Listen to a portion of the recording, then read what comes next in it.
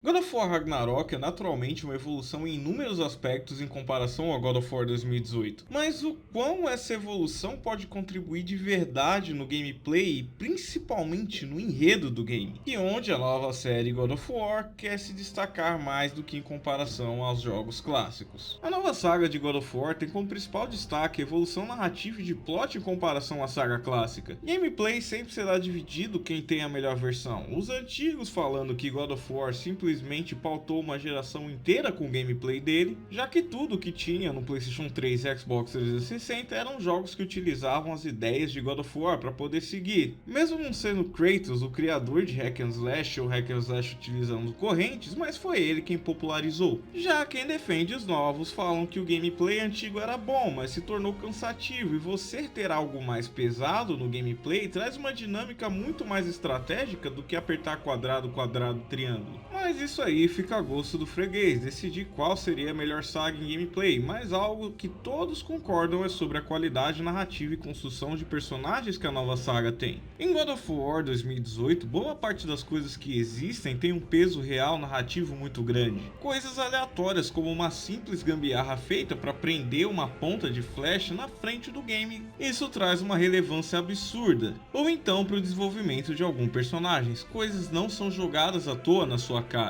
Em algum tempo do gameplay de God of War 2018 pode ser cansativo se você gostar da loucura dos games de antigamente. O jogo quer te acostumar a ser mais paciente, apreciar mais personagens e narrativa, assim como Cleitão também ficou mais calmo. Mas mesmo assim, o jogo coloca várias coisas que não estão lá à toa, enriquecendo a narrativa com o final do game, dando uma das coisas para serem amarradas para um próximo game. E assim chegamos em 2022 com God of War Ragnarok, que estava proposto a ter novamente o bom enredo, mas dá umas rateadas desnecessárias. God of War Ragnarok começa muito bem, já com um ataque de uma das personagens do jogo anterior buscando vingança contra Kratos e o filho dele, e depois disso passando para demonstrar a relação pai e filho com Atreus, e por fim com Odin e Thor indo enfrentar Kratos. Esse, junto com o início de God of War 3, é um dos melhores da saga, mas após isso o jogo começa a dar uma bambeada. Coisas como uma área inteira que você visita com Atreus para conhecer uma personagem só, fazendo as coisas mais inúteis e andando de um lado para o outro com um elefante, hipopótamo, qualquer coisa grande aleatória. Sendo uma área que você percorre 1h30 de gameplay e não serve para absolutamente nada, já que isso não desenvolve o personagem do Atreus. E para não falar que essa cena é completamente irrelevante, seria para mostrar que o Atreus cria uma cobra e também para apresentar Angry Bird. O problema é isso durar 2h30 e não trazer relevância nenhuma à frente do game, podendo ser bem mais reduzida para uma densidade narrativa. O jogo anterior tinha sim momentos bem mais arrastados, mas sempre com algo que levava a história para frente em algum ponto, não apenas imbecilidade. No geral, os jogos atualmente estão com a ideia de sempre colocar mais tempo de game para fingir que os jogos são grandes. Qualquer game hoje em dia quer ter mais de 20 horas de gameplay e com isso acaba inflando a história e o enredo do game. É entendível que jogos estão cada dia mais caros, tanto para comprar quanto para produzir, mas ao mesmo tempo, coisas estão ficando extremamente cansativas. Se você parar para pensar, juntando os 3 principais games da saga clássica de God of War junto com os jogos do PSP, não tomaria o tempo gastos para dar 100% no God of War 2018 ou no God of War Ragnarok. Ao mesmo tempo, se eu pedir para você citar áreas do God of War 3, você vai lembrar de muitas, e em contrapartida, boa parte das áreas do God of War 2018 são bem esquecíveis. God of War Ragnarok, se você souber as áreas da mitologia nórdica, é a única forma de você lembrar as áreas desse game. E em God of War Ragnarok, por ter tantas áreas que não desenvolvem um fator narrativo tão bem quanto no jogo anterior, o game acaba se tornando cada vez mais cansativo. Uma das principais coisas feitas no final de God of War 2018, cuidado aí meu mano, vai ter spoiler, então já fica preparado aí. Uma das principais coisas feitas em God of War 2018 é Faye.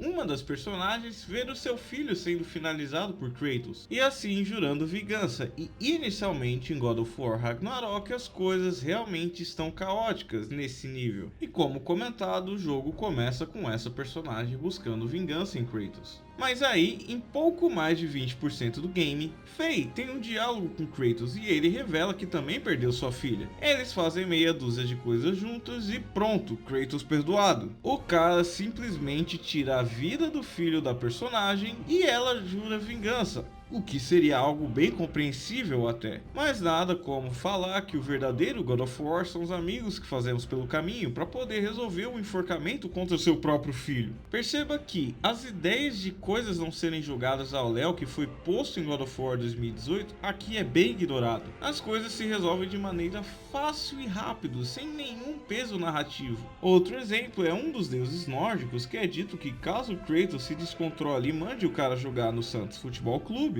haveria algum tipo de consequência e o próprio Clayton voltaria a ser uma máquina de combate e vingança que ele era antes. E adivinha só, nada disso acontece, é completamente irrelevante a tensão criada nesse ato. O que deixa tudo nesse game sem o real peso narrativo de dar merda, sem nenhum tipo de consequência. Não pense mal também, esse game em muitas ocasiões é bem mais divertido do que God of War 2018. As missões secundárias desse jogo, apesar de também inflacionarem o tempo do game, são bem melhores. A variação de inimigos aqui é infinitamente melhor do que o game de 2018. E o próprio enredo é sim muito bom, mas ele acaba traindo coisas que foram estabelecidas no game anterior. Como tudo ter alguma amarração no roteiro, ou então momentos mais lentos do game terem um desenvolvimento para os personagens. Mas aqui um trecho de 4 horas e meia serve apenas para apresentar um personagem que poderia ser feito em pouco mais de 10 minutos. God of War Ragnarok tem uma das melhores cenas finais, não apenas da saga, mas de todos os jogos. Mesmo a última área sendo um pouco broxante por ser um Ragnarok que se resolve em 30 minutos, enquanto para apresentar uma personagem num boss, o game passa 10 horas e meia para mostrar. Mas a conclusão do enredo do game é algo rápido, mas ainda assim a cena final é uma das melhores coisas dos jogos, principalmente para quem acompanha